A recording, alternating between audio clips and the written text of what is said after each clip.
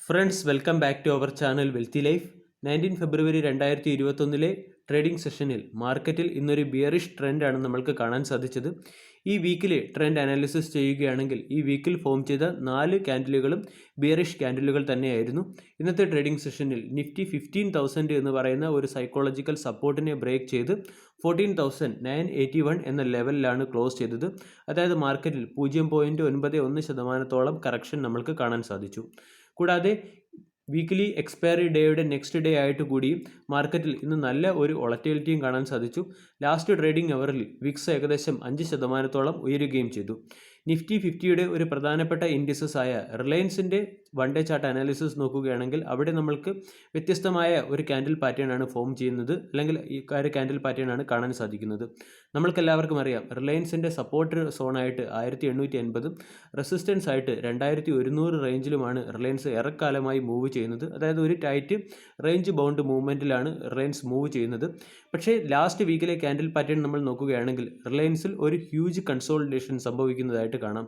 അതായത് last വീക്കിലെ 5 candle നമ്മൾ പരിശോധിക്കുകയാണെങ്കിൽ 2050-നും 2100-നും ഇടയിൽ ക്യാൻഡിൽ പാറ്റേണുകൾ അക്കുമുലേറ്റ് ചെയ്യുന്നതായിട്ട് കാണാം. ഇത് റിലയൻസിനെ സംബന്ധിച്ചിടത്തോളം ഇതിനെ ഒരു സമ്മിശ്രമായ എഫക്റ്റ് ആയിട്ട് മാത്രമേ നമ്മൾക്ക് കൺസിഡർ ചെയ്യാൻ കഴിയുകയുള്ളൂ. അതുപോലെ തന്നെ ഇന്നത്തെ വീഡിയോയിൽ റിലയൻസ് റിലേറ്റഡ് ആയിട്ടുള്ള ചില റീസെൻറ്റ് ന്യൂസ് അപ്ഡേറ്റ്സുകളാണ് ഉൾപ്പെടുത്തിയിരിക്കുന്നത്. വെൽത്തി ലൈഫ് എന്ന ചാനൽ നിങ്ങൾ ആദ്യമായാണ് വിസിറ്റ് ചെയ്യുന്നതെങ്കിൽ ചാനൽ ദയവായി സബ്സ്ക്രൈബ് ചെയ്യുക. For getting instant stock recommendation and regular market updates. ചാനലിൻ്റെ സൈഡിൽ നിന്നും സ്വിംഗ് ട്രേഡിന് ആവശ്യമായിട്ടുള്ള അഡീഷണൽ ഇൻസൈറ്റ്സ് ലഭിക്കുന്നതിന് വേണ്ടി ജോയിൻ ബട്ടൺ എന്ന ഓപ്ഷൻ കൺസിഡർ ചെയ്യാവുന്നതാണ്. റിലയൻസ് സ്റ്റോക്ക് റിലേറ്റഡ് ആയിട്ടുള്ള ലേറ്റസ്റ്റ് ന്യൂസ് അപ്ഡേറ്റ്സുകൾ പരിശോധിക്കുകയാണെങ്കിൽ റിലയൻസ് സൗദി അരാംകോ ഡീൽ യാഥാർത്ഥ്യമാകാൻ പോകുന്നു എന്ന് സൂചിപ്പിക്കുന്ന ചില ഹിൻറ്റുകൾ മാർക്കറ്റിൽ വന്നു തുടങ്ങിയിട്ടുണ്ട്. അതിലേറ്റവും പ്രധാനപ്പെട്ട ഹിൻ്റാണ് റിലയൻസ് ഇൻഡസ്ട്രീസിൽ നിന്നും ഓയിൽ ടു കെമിക്കൽ സെക്ടറിനെ മറ്റൊരു സബ്സിഡറി ആയിട്ട് ലിസ്റ്റ് ഡൗൺ ചെയ്യാൻ പോകുന്നു എന്നുള്ള വാർത്ത. എൻ്റെ ഓർമ്മ ശരിയാണെങ്കിൽ 2019 നടന്ന റിലയൻസിൻ്റെ 42nd AGM-ലായിരുന്നു റിലയൻസ് സൗദി അരാംകോ ഡീലിനെ കുറിച്ചുള്ള ആദ്യ പരാമർശം വരുന്നത്. അതായത് റിലയൻസിൻ്റെ ഓയിൽ ടു കെമിക്കൽ സെക്ടറിലെ 20% സ്റ്റേക്കുകൾ സൗദി അരാംകോ എന്ന ഓയിൽ പ്രൊഡക്ഷൻ കമ്പനിക്ക് നൽകി റിലയൻസ് 2021 നെറ്റ് ഡെപ്റ്റ് ഫ്രീ കമ്പനിയാകും എന്നായിരുന്നു 42nd AGM-ൽ റിലയൻസിൻ്റെ MD ആയ മുകേഷ് അംബാനി പറഞ്ഞത്. അതിനുശേഷം അതായത് കഴിഞ്ഞ 2 വർഷം Reliance Saudi Aramco deal related ആയിട്ടുള്ള പല ന്യൂസുകളും അല്ലെങ്കിൽ പല ചർച്ചകളും ഉണ്ടായി. പക്ഷേ അവിടെയൊന്നും നമ്മൾക്ക് ഇപ്പോൾ വന്ന ഒരു പോസിറ്റീവ് ന്യൂസ് റിലേറ്റഡ് ആയിട്ടുള്ള അത്രയും നല്ല ഒരു പോസിറ്റീവ് ന്യൂസ് വന്നിട്ടില്ലായിരുന്നു. അതായത് റിലയൻസ് സൗദി അരാംകോ ഡീലിൻ്റെ ഏറ്റവും പ്രധാനപ്പെട്ട ഒബ്സ്ട്രക്ഷൻ അല്ലെങ്കിൽ ഈ ഡീൽ യാഥാർത്ഥ്യമാകുന്നതിന് വേണ്ടി സൗദി അരാംകോ മുന്നോട്ട് വെച്ച ഒരു കണ്ടീഷനായിരുന്നു ഒന്ന് റിലയൻസിൻ്റെ ഓയിൽ ടു കെമിക്കൽ സെക്ടർ ബിസിനസ്സിൻ്റെ ആക്ച്വൽ വാല്യൂഷൻ നടത്തുക, രണ്ടാമത്തേത് ഓയിൽ ടു കെമിക്കൽ സെക്ടറിനെ ഒരു സബ്സിഡറി ആയിട്ട് ലിസ്റ്റ് ഡൗൺ ചെയ്യുക എന്നുള്ള കണ്ടീഷൻ. ഈ 2 കണ്ടീഷനുകളും ലേറ്റസ്റ്റ് റിലയൻസിൻ്റെ എക്സ്ചേഞ്ച് ഫില്ലിംഗ് വഴി ഇപ്പോൾ നടന്നിരിക്കുന്നു എന്നുള്ള കാര്യമാണ് വ്യക്തമാകുന്നത്. അതായത് റിലയൻസ് അതിൻ്റെ ഓയിൽ ടു കെമിക്കൽ സെക്ടറിൻ്റെ വാല്യൂഷൻ നടത്തി കഴിഞ്ഞു. അതുകൂടാതെ റിലയൻസ് ഓയിൽ ടു കെമിക്കൽ സെക്ടറിനെ ഒരു പ്രത്യേക സബ്സിഡറിയായി മാറ്റാനുള്ള ആക്ടിവിറ്റീസും തുടങ്ങിക്കഴിഞ്ഞിരിക്കുന്നു. ഇനി റിലയൻസിൻ്റെ ഓയിൽ ടു കെമിക്കൽ സെക്ടർ ബിസിനസ്സിൽ എന്തൊക്കെ കാര്യങ്ങളാണ് വരുന്നതെന്ന് നോക്കാം. അതായത് ഒന്ന് റിലയൻസിൻ്റെ റിഫൈനിങ് റിലേറ്റഡ് ആയിട്ടുള്ള ആക്ടിവിറ്റിയും അതുപോലെ തന്നെ പെട്രോ കെമിക്കൽ റിലേറ്റഡ് ആയിട്ടുള്ള ബിസിനസ്സുമാണ് റിലയൻസിൻ്റെ ഓയിൽ ടു കെമിക്കൽ സെക്ടർ ബിസിനസ്സിൽ വരുന്നത്. റിലയൻസിൻ്റെ പ്രീവിയസ് Q3 റിസൾട്ട് അനാലിസിസ് നോക്കുകയാണെങ്കിൽ റിലയൻസിൻ്റെ പ്രീവിയസ് Q3 റിസൾട്ട് അനാലിസിസിൽ റിലയൻസിൻ്റെ ഫ്യൂൽ റീറ്റെയിലിംഗ് അല്ലെങ്കിൽ ഫ്യൂൽ സെല്ലിംഗ് വഴി കിട്ടുന്ന ഇൻകം റിലയൻസ് റീറ്റെയിലായിരുന്നു കാണിച്ചുകൊണ്ടിരുന്നത്. പക്ഷേ ഇപ്പോഴത്തെ Q3 റിസൾട്ടിൽ അത് റിലയൻസിൻ്റെ ഓയിൽ ടു കെമിക്കൽ സെക്ടർ ബിസിനസ്സിൽ തന്നെയാണ് കാണിച്ചിരിക്കുന്നത്. ഇതിനർത്ഥം റിലയൻസിൻ്റെ ഓയിൽ ടു കെമിക്കൽ സെക്ടർ ബിസിനസ്സിൽ 3 തരത്തിലുള്ള ബിസിനസ്സുകളാണുള്ളത്. ഒന്ന് ഫ്യൂൽ റീറ്റെയിലിംഗ്, രണ്ടാമത്തേത് റിഫൈനിങ്, മൂന്നാമത്തേത് പെട്രോ കെമിക്കൽ ബിസിനസ്. ഈ 3 ബിസിനസ്സുകളുടെയും കൂടി വാല്യുവേഷനായിട്ട് ഏകദേശം $75 ബില്യൺ മുതൽ $85 ബില്യൺ വരെയാണ് കാൽക്കുലേറ്റ് ചെയ്ത് വെച്ചിരിക്കുന്നത്. ഇനി എൻ്റയർ റിലയൻസ് ഇൻഡസ്ട്രീസിൽ റിലയൻസിൻ്റെ ഓയിൽ ടു കെമിക്കൽ സെക്ടർ ബിസിനസ്സിൻ്റെ സിഗ്നിഫിക്കൻസ് മനസ്സിലാക്കണമെങ്കിൽ റിലയൻസിൻ്റെ എൻ്റയർ റവന്യൂവിൽ 62% റവന്യൂവും റിലയൻസിൻ്റെ എൻ്റയർ പ്രോഫിറ്റിൽ 58% പ്രോഫിറ്റും ജനറേറ്റ് ചെയ്യുന്നത് ഓയിൽ ടു കെമിക്കൽ സെക്ടർ ബിസിനസ്സാണ്. അതായത് ഞാൻ എൻ്റെ പല വീഡിയോകളിലും പറയുന്നത് പോലെ തന്നെ റിലയൻസിൻ്റെ ആക്ച്വൽ ക്യാഷ് കൗ എന്ന് പറഞ്ഞാൽ റിലയൻസിൻ്റെ oil to chemical sector business തന്നെയാണ്.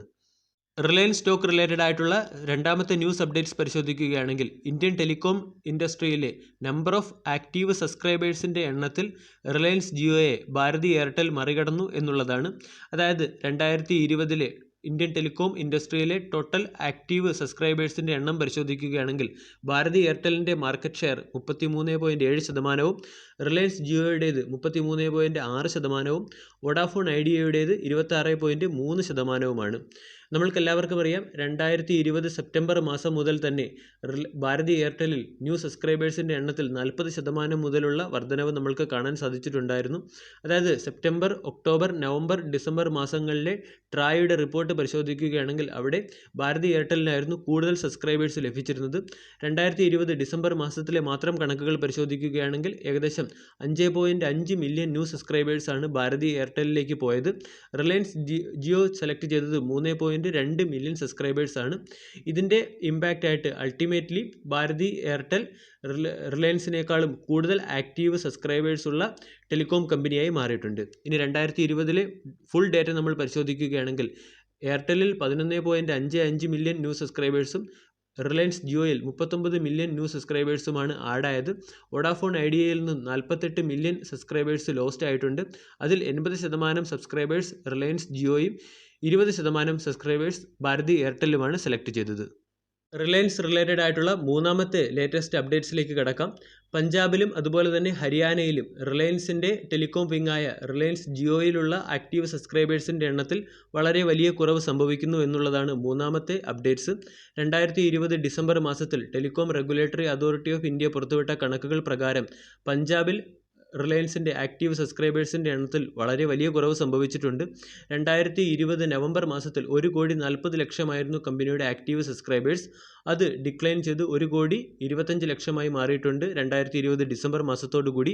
ഹരിയാനയിൽ 94.48 ലക്ഷത്തിൽ നിന്നും 89.07 ലക്ഷമായി ആക്റ്റീവ് സബ്സ്ക്രൈബേഴ്സിൻ്റെ എണ്ണത്തിൽ കുറവ് വന്നിട്ടുണ്ട്. ഇതിനുള്ള പ്രധാനപ്പെട്ട കാരണം ഫാർമേഴ്സ് പ്രൊട്ടക്ഷൻ നടക്കുന്നു. അതായത് ഫാംസ് ലായ്ക്ക് എഗനസ്റ്റ് ആയിട്ട് നടക്കുന്ന ഫാർമേഴ്സ് പ്രൊട്ടക്ഷനിൽ റിലയൻസിന് എഗനസ്റ്റ് ആയിട്ടുള്ള ജനവികാരമാണ് ഇതിനുള്ള റീസൺ ആയിട്ട് കണക്കാക്കുന്നത്. ഇതൊക്കെയാണ് ഇന്നത്തെ വീഡിയോയിൽ നമ്മൾ കവർ ചെയ്ത റിലയൻസ് റിലേറ്റഡ് ആയിട്ടുള്ള ലേറ്റസ്റ്റ് ന്യൂസ് അപ്ഡേറ്റ്സുകൾ. വീഡിയോ എല്ലാവർക്കും ഇഷ്ടമായി എന്ന് വിശ്വസിക്കുന്നു. താങ്ക്